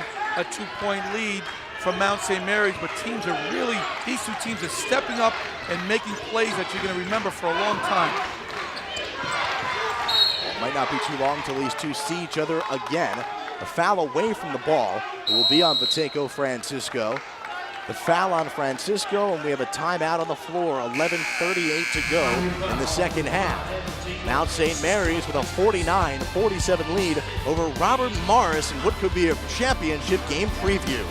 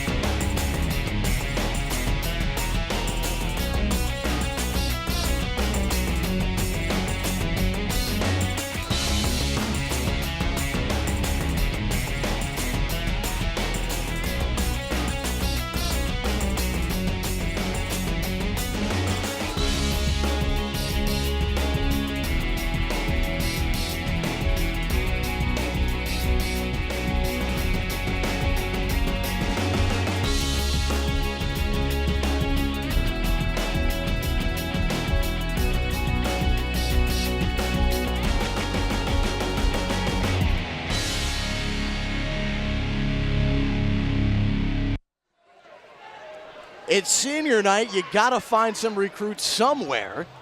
Maybe a future Colonial. 49-47. Robert Morris trailing Mount St. Mary's. 11:38 to go in the second half. Well, today's NEC Scholar athletes are Mount St. Mary's soccer star C.J. Cover and outstanding Robert Morris softball player Brooke Penapinto. Cover is an accounting major with a 3.8 GPA, while Penapinto, a marketing major, was the 2008 ESPN The Magazine District 2 Academic All-American selection. So congratulations to Penapinto and Cover. One thing Joe DeSantis never was. Thank you. I got to tell you, you're right on with that. I looked into the transcripts, Joe. There's a lot of preparation that goes into these games. I was a softball player, though. I could hit the ball. The ball is thrown out of bounds, deflected off the hands of Kelly Beidler. So the turnover gives the ball to Robert Morris, who finds himself down by 2, and Nwigwe steps out of bounds as he's trying to inbound the ball off of the great pressure by Gene Kaju. Now Kaju will go out of bounds and throw it in for Mount St. Mary's. And how about these? This is like a hockey game with all the line changes. Mike Rice plays these games in 5-minute segments. He wants his players to go out there and play their tails off for 5 minutes, and then he'll bring some other players in. So they should have fresh legs down the stretch. Let's see what happens. Well, the leading player of the year candidate, Jeremy Chappelle, just 1 of 9, but his team is picking up the slack, and that's why this team has been successful this year, because they do have 1 star, but they do have a good supporting cast. Kelly Beidler, no. Beidler fights for it again, and on the 13th offensive rebound of the game, Kelly Beidler will shoot 2. 13th, 4th Mount, not for Kelly Beidler, because that would be real impressive. That would be impressive, but you can't be happy if you're Mike Rice. There's too many offensive rebounds. Their first shot defense is terrific.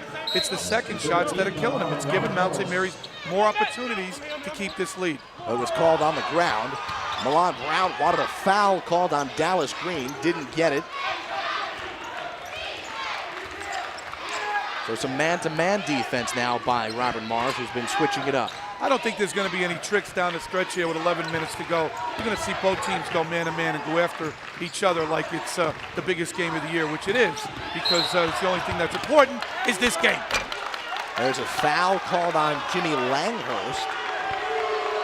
Now, one question I posed to the coaches this week, Mike Rice being the Robert Morris head coach, was, do you have to guard against showing too much today because you may see the other team in the championship game? And both said no.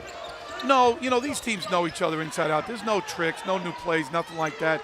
It's just a matter of playing right, playing together, playing well at the same time. Milan Brown brought up a great point, and that is that when you start to play games like that with your own team on the psychology of how to play a game or how to run a play, sometimes that messes with your own chemistry and could be more of a negative than worrying about what the other team. You have to worry about your strength before the other team's weakness. Turnaround jumper, no good by Beidler. I agree with that. It's the old KISS theory. Keep it simple, stupid.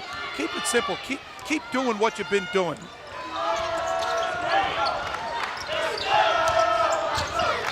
(49-47), Mount St. Mary's leading Robert Morris. The Colonials with the basketball. Jimmy Langhurst been relatively quiet. A deadly three-point shooter penetrates and gives it to Robinson, who goes in for the baseline. And Joe DeMeo blows the play dead before Mount could run. Robinson now with 12 points for Robert Morris. After a basket, you have to leave the ball alone. When you interfere with the ball, it interferes with the offensive team. Mount St. Mary's, in this case, who likes to run, it interferes with their progress. The next time they do that, Jared, it'll be a tee. Another thing you're familiar with. I'm familiar with technical fouls. I'm also familiar with my team running after baskets. I'm getting awfully familiar sitting here with you. Hopefully that turns out to be a good thing. Hey, two guys from the New York area. Atupum goes up and he's fouled. That is Sam Atupum, the senior.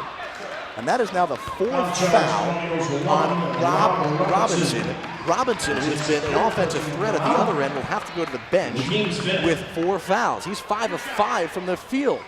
And this is where good coaching comes in. You've got to give him at least 3-4 minutes of rest. And then maybe a couple of minutes of offense, defense. Try and get them all there. Try and get in there when they're on offense only. You know, Robinson has been real effective this year. One of his issues is that he leads the team with fouling out of 4 games this year. And that's too many for a team that is not very deep on the front line. Well, he's aggressive and he takes some gambles, but he's got to be smart. That's the bottom line. Right now, he's got to be smart in this game and not commit a stupid foul that will foul him out and hurt his team. 51-49, Mount leading Robert Morris. 9:35 to go, second half. Good. Nearly steals it, but steps out of bounds on the opposite side. And good defense right there by Jeremy Good and Mount St. Mary's. Robert Morris ran a little set play, and Good probably knows the play from scouting and from playing this team. Almost got a steal. The move on the baseline by Chappelle, and in traffic, he gets the deuce to go. He's now 2 of 10 from the field. And sometimes that little bunny, that little basket, will free him up, make him more relaxed. It's like in baseball, right? Pitches and catches, spring training, we're ready to roll with baseball. Sometimes that bunt single will get you out of that slump.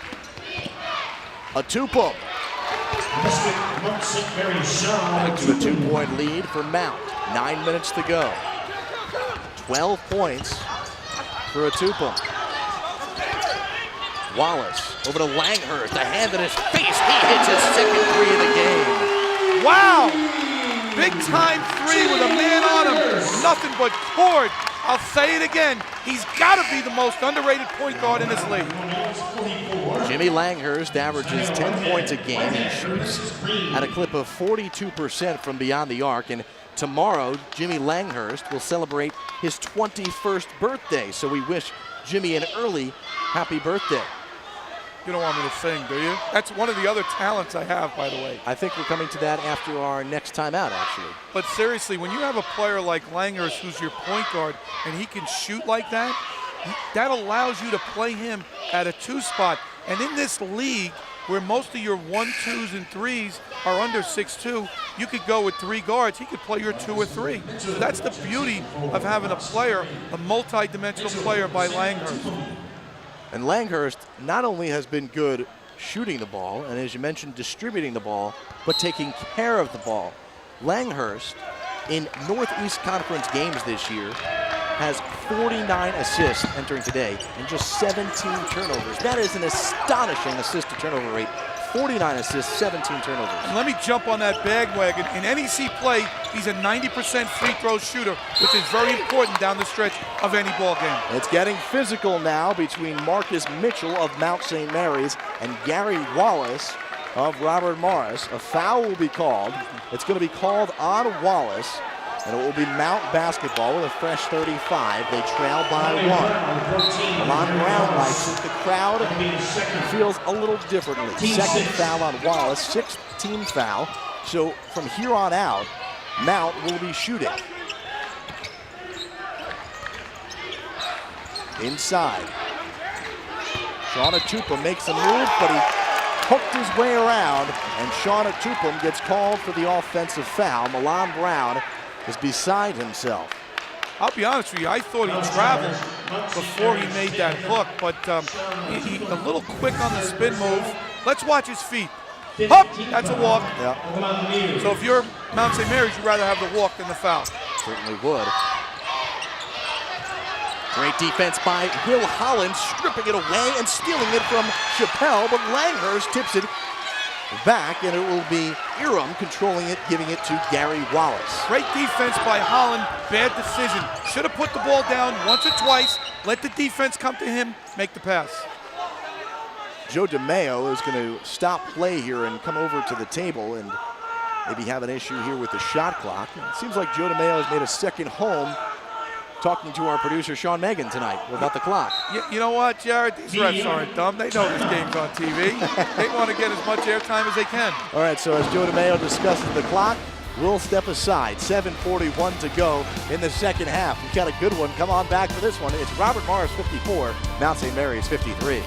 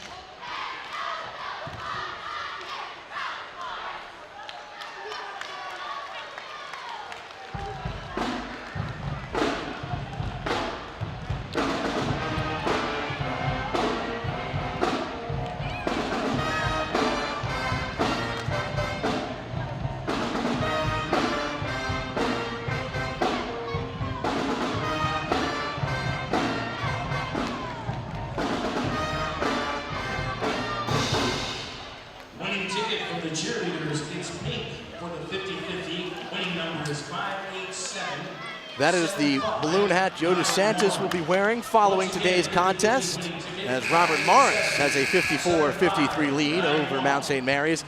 And the reason for a lot of delays is that shot clock above the basket that Mount St. Mary's is shooting at. It seems there to be a vibration issue where every time there's contact with the basket, that shot clock keeps going out, which is delaying a lot of our play here, Joe. Yeah, that's a problem. You don't want that to happen, especially in a close game heading down the stretch. And remember, Robert Morris has the potential to host 3 playoff games here, so you got to fix that. Got to take care of the housekeeping. 7:41 to go. Joe DeSantis, I'm Jared Greenberg on Northeast Conference Television. We thank you for joining us in many of our different NEC media markets this afternoon for the final NEC regular season game, and 2 of the best players in the history of this league in action today, Jeremy Chappelle and Jeremy Good. And for the second time today, a ball gets stuck, wedged in the rim, and it'll be a jump ball. Possession hour in favor of the Mount. And it will be Mountaineers basketball. There's another name on that list there. You saw some of the scores, Joey Henley. I think we got to mention him as a possible Player of the Year candidate. You know, I live right near the Sacred Heart campus, and I know him personally. He's a great kid, and he's persevered over the years with his injuries. And Sacred Heart, they're right there in the mix, and so is Henley for Player of the Year. Henley, a 6th-year senior, a football star and basketball star. The only player in Sacred Heart history to be a first-team all-conference player in both sports, but has endured such a tough career with injuries. Mount with the basketball. Chappelle steals it away off the errant pass from Kaju. A 2-on-1. Chappelle off the window. Good count it, and Chappelle is fired up. Jeremy Chappelle now with 6 points as he creates something here, turning defense into offense. And he uses his body nicely. The senior guard forward lays it up soft, and guess what? It's starting to get hot. Look out, Mount St. Mary's. You better thinking about a special defense to deny him the ball. Robert Morris continues their impressive streak at the line. I don't think they've missed yet today.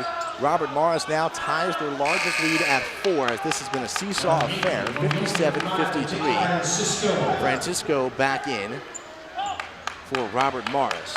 And out will be Jeremy Chappelle, so he'll get a breather. You know, Chappelle, he averages this season nearly 33 minutes a game, so he doesn't get much time on the pine. No, they play a lot of players, but you got to have him out there. Hey, remember at halftime before we broke for half, Milan Brown, he mentioned about turnovers, how it cost his team, and allowing Robert Morris to get to the line? Well, that's exactly what happened on that possession. A turnover and a basket and a free throw. Beidler, no, but it is Sean Atupum with his 14th point of the night. I don't think you'd think Sean Atupum would be leading the way for Mount. Checking out-of-town scoreboard, it's Quinnipiac leading Central Connecticut 59-48. Tom Moore's Bobcats playing well. 3 minutes to go in the second half.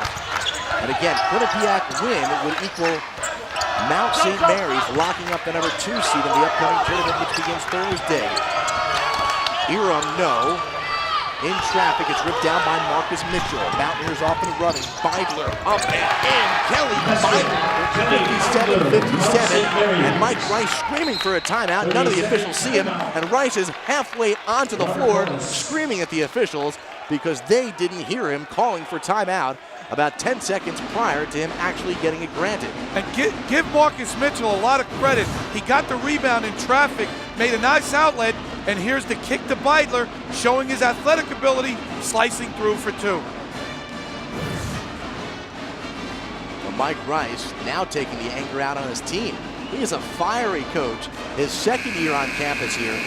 Amazing that in 2 years, Rice has gone 40-18. He's only lost 5 times in conference play, replacing Mark Schmidt, who left before last season to take over the head job at St. Bonaventure. You know, Robert Morris has done a real good job in hiring their coaches. And I say that when they didn't hire me. I interviewed way back when and was one of 2 or 3 for the job when they hired Jim Boone, who did a terrific job. And Schmidt did a great job. He's now at Bonaventure. And if I was the Robert Morris administration here, I would lock or try to lock Mike Rice up for a number of years because he's on his way up the ladder. He's done a terrific job here. He's only 40 years old, turned 40 earlier this month. You know, his dad was the coach at Duquesne and now is the radio person for the Portland Trailblazers. That's a pretty good young team as well, the Portland Trailblazers. Under 5.5 to play. Tied at 57. 15th time we've been tied this evening. Chappelle comes around the hedge. Gets to the free throw line. Hop step. Chappelle, no good. Eram fights for the loose ball, but it goes to Good. Good over to Kaju. Kaju slides in, but it's rejected and then picked up by Beidler. And Beidler gets the 14th offensive rebound for Mount St. Mary's. And he has 6. Sorry, Jared, when the defense kicks in, it allows Mount St. Mary's to get runouts, and they're so athletic in transition. Say it again, Mike Rice said Mount St. Mary's is the only team in the league he feels his team cannot run with. Foul on the ball as Jimmy Langhurst was being harassed by Jeremy Good. And I'm going to give a little shout out to the assistants because I was an assistant for 15 years before I got the head coaching job at Quinnipiac. Right now, you're going to see the assistants starting to look at late game situations. Who to foul, who not to foul, how many timeouts left, what possession arrow, because it's coming down to crunch time and it's a 2-point game. Each team with 3 timeouts remaining. Eram, just the second miss from the line tonight by Robert Morris. One of those assistants is Jimmy Martelli on Mike Rice's Robert Morris staff. You'll recognize the last name. Martelli, the younger son of Phil Martelli, the very famous coach at St. Joe's. He also has another brother, does Jimmy, who's coaching at Niagara.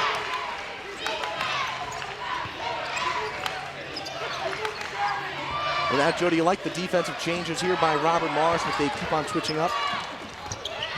I like the intensity, and you can switch defenses if you have an experienced team, and they do. The ball is lost off of Pierre Brown, and it will be Robert Morris basketball. Robinson back in. Now, Rob Robinson playing with 4 fouls now. Checks back into the game for the Colonials. Well, it's going to be interesting to see how he uses him. They're on offense, okay, so there's a chance he won't get his 5th foul. Do you think he tries to go offense and defense? I think he's going to try and do that as much as possible. Backdoor pass, nice play. Francisco puts it up and in. A little Princeton action, a flash to the high post, and a back cut for the easy 2. Marcus Mitchell, the long deuce, and it's 61-59, Mount St. Mary's. Mateko Francisco just scored his 12th point of the night. Now Langhurst looks to set up Robinson to the post, and he's being battled by Marcus Mitchell, and a quick foul on Mitchell. It's an automatic foul in referee's eyes. You cannot lay 2 hands on the post players, and that's what Marcus Mitchell did. We'll step aside for the final time, 3:26 to go. It's 61-59 coming down to the wire between the top 2 teams in the Northeast Conference.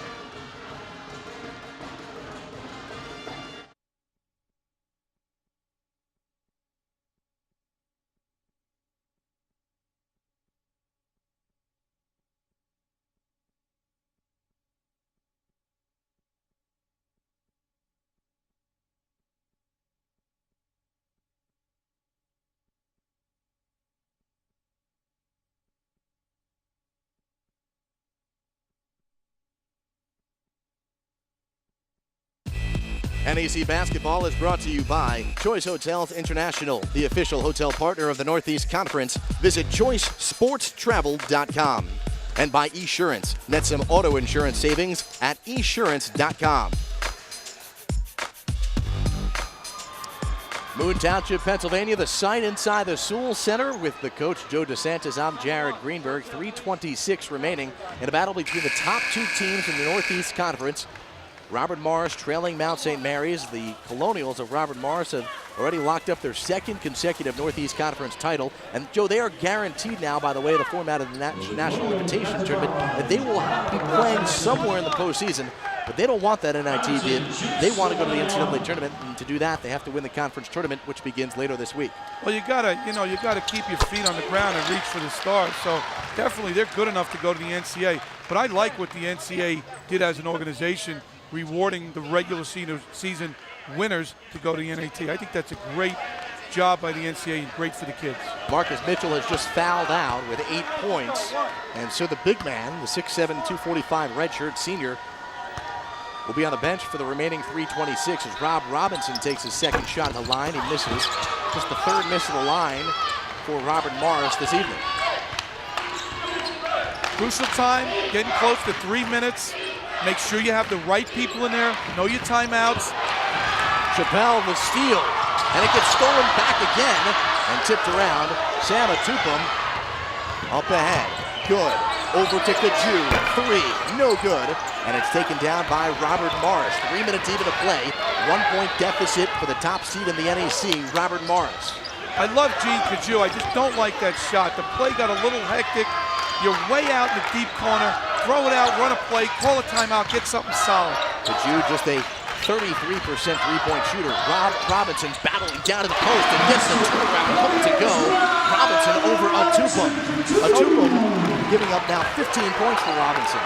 Sorry, Jared. So smooth in the post, so quick on the release. Has that jump hook down. In this league, that's unstoppable. Big-time play by a big-time player. Robinson coming off the bench today because it's senior night.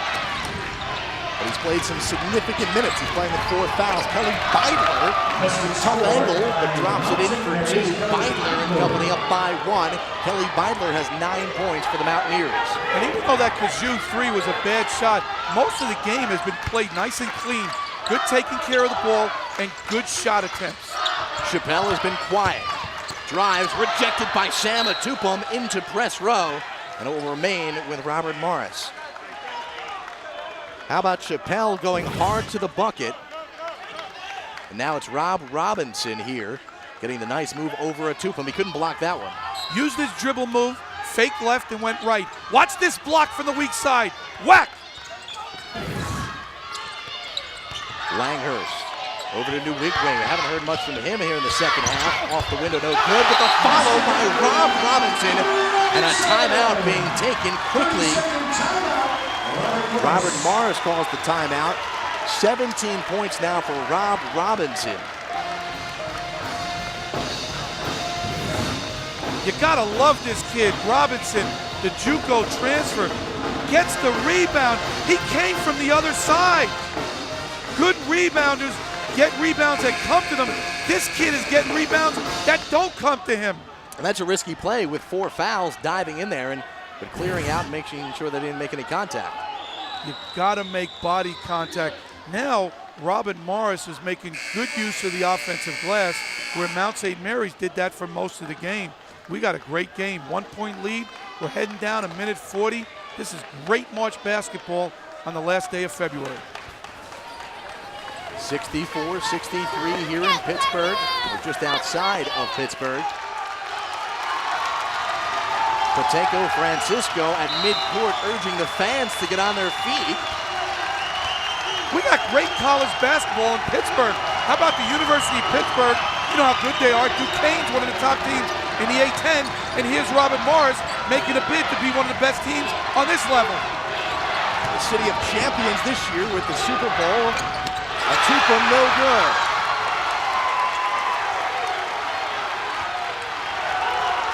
(64-63) as we near a minute. The ball nearly stolen by Good. Francisco takes it back, and Mike Rice wants a timeout and quickly is going to insert Jimmy Langhurst back to run the point for the Colonials. What a terrific timeout. What a gutsy timeout. To burn a timeout, some people say, why, you still got the ball. He wanted to make sure he had his pure point guard in there. Langhurst was Good. We would have been talking about Good making a steal in the play of the game. But great play there by Good on the attempt. Good timeout, good substitution. Here at 64-63, Robert Morris in Hamden, Connecticut. It's a final. Quinnipiac defeats Central Connecticut 69-65. So, as we get set for the best time of the year, March Madness, we have our final bracket in the NEC, and this is what it looks like starting Thursday. Robert Morris, the top seed, will take on St. Francis of New York. With Quinnipiac winning, they secure the number 5 seed, and that means Sacred Heart gets the 3 seed, with Central Connecticut getting the 6 seed. And here in our game, Mount St. Mary's, and they don't know it with a minute 10 to go. They thought they'd be playing for that 2 seed. They've already insured themselves 2 home games in the conference tournament. And they will take on a very tough Wagner team. And even if they did know, I don't think it'll take away from their attempt at winning this game. This is a heck of a ball game. It's a matter of pride right now. Play your tail off, win this game. It's going to be a tough game. Wagner, the hottest team in the conference, having won a tremendous amount of games, 4 in a row and 6 of 7, under a minute to play. 1-point lead for Robert Morris. That's Francisco, no good. Ball ripped down and taken back by Chappelle. With 50 seconds to go, Robert Morris up by 1. They'll slow it down. Jeremy Good hounding Jimmy Langhurst, and Good commits the foul. Too aggressive by Jeremy Good. There's still plenty of time in this game. And look who you fouled. You fouled a 90% free throw shooter in the Northeast Conference. Here's the replay, just too aggressive. He's playing like they're behind and it's the last possession. Good control of the basketball by Langhurst. How good is Langhurst at the line? Well, he is shooting a tremendous amount. His ability is just beyond the mark. And now Robert Morris is 15 of 18 at the line. Langhurst this season, 86% from the charity stripe. Here trying to make it a 3-point ball game. And he misses, a rare miss by Jimmy Langhurst. So with 40 seconds to go, Mount down by 2, a timeout called by Milan Brown, and they'll discuss a 9-second differential here between the shot and game clock. Well, I'm going to tell you right now, I'm going to go out on a limb and I'm going to say they're going to get the ball to Jeremy Good's hands and they're going to set a high ball screen. Now, if that high ball screen is with a big guy, a center, expect a pick and roll. If it's for a forward like a Kelly Beidler, expect a pick and pop. But you got to have the ball in Good's hands because you win or lose with him. Get the ball to him, he can play for himself or his teammate. Mount St. Mary's, definitely a team that likes to penetrate rather than shoot from the outside. This season, Mount just a 35% shooting team from the outside. And here's what Mike Rice, as you look at the Robert Morris huddle, here's what Mike Rice is telling them. Hey, be conscious of this play, be conscious of that play, but don't give up a 3. In the worst scenario, we're going to have the ball with the game tied if we don't give up a 3 with the last shot at the basket. No fouls to give for either team. Robert Morris has committed 6. Robert Morris with 1 timeout remaining, Mount with 2. And we'll see if they don't like the look that they get immediately here. Coach Milan Brown may use a timeout very quickly. And the other important thing that you need to know is whose possession arrow it is. If you're Robert Morris, you have the jump ball. You have the next possession. If you're on the floor with a loose ball, don't burn that timeout because it's your possession arrow. Crowd coming to its feet in the final regular season home game of the year for Robert Morris. Robert Morris, 20-10, 14-3 in the conference. Mount St. Mary's trailing by 2. And the ball is stolen away. Chappelle has it. Will they foul? They're calling timeout, and a timeout is awarded the final to Robert Morris. So great trap defense there, but a poor execution of the offense by Mount St. Mary's. That's a full timeout. I was a little surprised they spread the court somewhat and let Good go one-on-one. If you see it here, he's going to his right, which is his weak hand. He left his feet, Jared. That was the problem. Good defense by Dallas Green. And there's another kid we haven't talked about that does a lot of little things. But Chappelle, you know, you could say he made a good call right here with the timeout, but it was his possession arrow. So right now you got to make sure. He was in danger of a 5-second call as well. Well, it's 10 seconds. A 10-second right. call across. You know, that's true too, so I won't criticize him for that. But what you have to make sure now if you're Mike Rice is you got to have your good free throw shooters in, okay?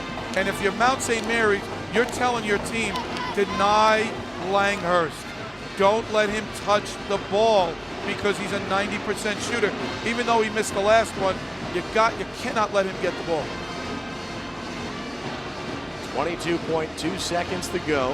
That'll be the man that Robert Morris tries to get the ball into the hands of. And obviously, as Coach has said, Mount wants to give it away from number 12. He's a tough kid. You know, last year we did the semifinal game here that Mount won. He played with a broken nose. So he's a tough-minded kid and really a good role model for any type of player out there. Pound for pound, he's as good as any point guard in this league. Langhurst will turn 21 tomorrow. 5'11" junior. Will be one of the leaders on this team next year, which again should be one of the favorites to win the conference. So 65-63, Robert Morris out of timeouts. Mount St. Mary's with 2. Robert Morris with the ball up by 2. Inbound to Chappelle, and he's grabbing for the ball is Atupum and Kaju, and Joe DeMeo calls a foul on Atupum. See, they got Chappelle free because they set a big little screen across. Mount St. Mary's might have, you know, probably should have been better off playing 5 guards and just switch everything and deny the pass in because you know you're going to foul. But we still got a game here. I mean, there's plenty of time left. You got 2 experienced teams. If you're Mount, you make sure you block out on that second free throw. Now a timeout being called by Mount St. Mary's. They have 1 remaining after this. And with a little situation of icing the free throw shooter. Do you believe in that, Joe? Yeah, I do believe in that, but I think it's more so Milan wants to make sure that his team is on the same page. Because it is a 1-and-1, so there is a potential that the free throw could be missed. Part of the Mount is in the double bonus. Robert Morris, if they foul, it will be 1-and-1 for Mount St. Mary's. I think it's more so Milan wants to make sure he's on the same page. Hey, guys, block out. Hey, guys, get the ball to good. You know, because they don't necessarily have to call a timeout on the make or the miss. They're so good in transition, and they have such an experienced guard right there, as you see Milan instructing his team. Get the ball to good and let him make a play. Well, Milan Brown doesn't know it yet, but his team will be the number 2 seed in the upcoming NEC tournament. They are playing this game, and they certainly had the mentality to play this game like they wanted to win and shore up that number 2 seed. They have got it by virtue of Quinnipiac defeating Central Connecticut just moments ago in Hamden, Connecticut. The task at hand is to win this game at all costs. Forget about what Quinnipiac did right now. Win this game. Chappelle off the mark, so now the most he could do is extend the Robert Morris lead to 3. 65-63, there'll be no shot clock in play, 20 seconds remaining. Mount with 1 timeout. Robert Morris is out of timeouts, and we're gonna have a great final possession here by Mount St. Mary's, no matter what happens with this free throw. So Chappelle sinks it, and the Player of the Year candidate makes it a 3-point game. And they're double teaming good so he doesn't get the ball. Beidler with 14. Over to Good. Long three-pointer off the mark. It goes out of bounds. Last touch by Mount. 8.2 to go. It'll be Robert Morris basketball. That was a real long look by Good, trying to at least get an offensive rebound. Look how far out Good spotted up from. That's a good 29, 30 feet. Yeah, in the Entertainers League, that would have been a 5-point play, but good defense by Robert Morris. Chappelle to Langhurst. Langhurst is hassled, 5 seconds. No foul call. Ball knocked out of bounds. Last touch, they say, by Kelly Beidler. It'll be Robert Morris basketball. It looked to me like it was Chappelle who last touched it. Let's take a look and see who got the last touch on this. Chappelle inbounds. And then Langhurst not being fouled.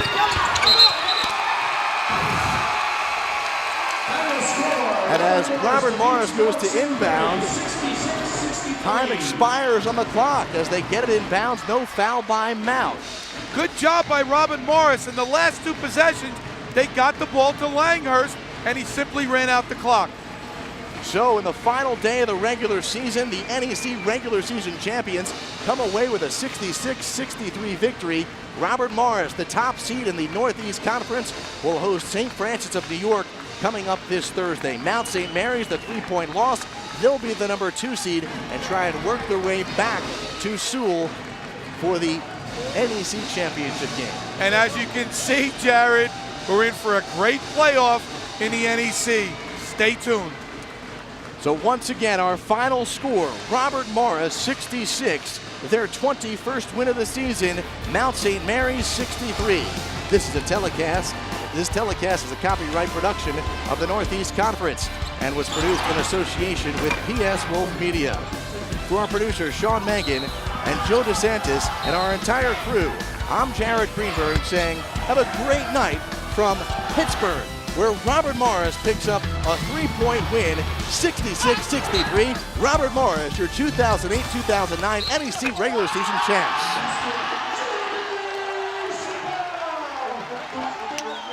This is the Northeast Conference.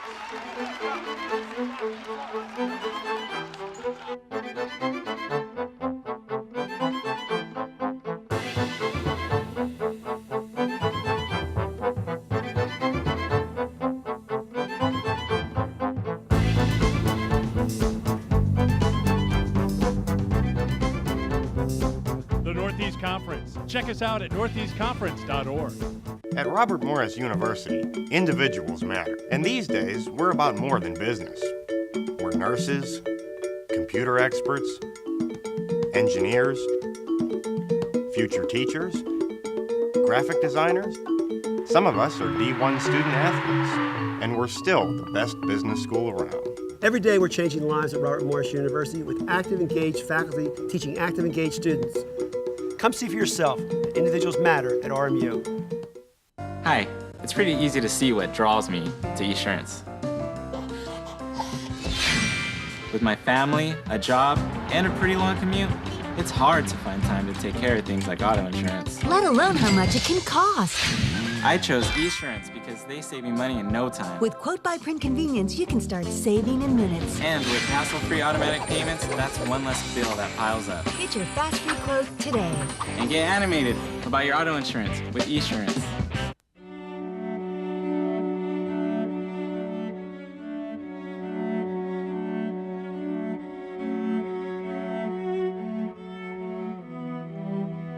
There are 380,000 NCAA student athletes. And most of us will go pro in something other than sports. In something other than sports. To learn more, go to ncaa.org. The Northeast Conference is the face of determination, the spirit of competition, the essence of sportsmanship, the heart of a champion. The Northeast Conference is creating leaders every day and letting them lead by example, in the classroom and in the community. The Northeast Conference celebrates moments that last a lifetime. The Northeast Conference, educating student athletes on and off the field.